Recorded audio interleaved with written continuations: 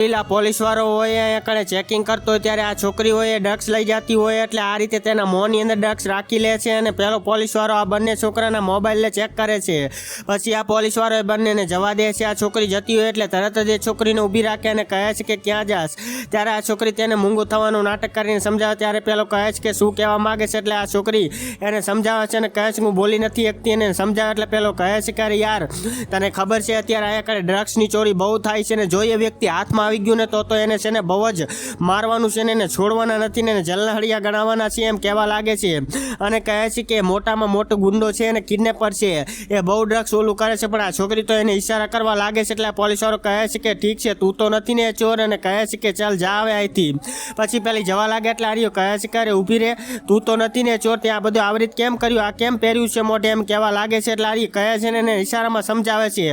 એટલે આ પોલીસવાળો કહે છે કે અરે યાર તું પણ પાગલ છો સાવ બોલી નથી શકતી ને કંટાળો આવે છે ચાલ જા। એટલે પેલી છોકરી ત્યાંથી જવા લાગે છે પણ એટલી વારમાં ત્યાં આગળ એક છોકરો આવી જાય અને એને રોકી લે છે ને હવે આગળ થયું એ જોવા જેવું છે પણ એ જોતા પહેલા મહાકાળી માને દિલથી માનો વાળા વિડીયો પર એક લાઈક કરી ચેનલ સબસ્ક્રાઇબ કરી દો અને કોમેન્ટમાં જય મહાકાળીમાં જરૂરથી લખી દેજો। લાસ્ટ મિત્રો એવું થાય છે કે પેલો છોકરો આ છોકરીની પોલ હોય એ સતી કરી દે છે ને પછી આ છોકરી હોય એ રંગ્યાત પકડાઈ જાય છે ને પોલીસવાળો તેને પકડીને જેલની અંદર લઈ જાય છે।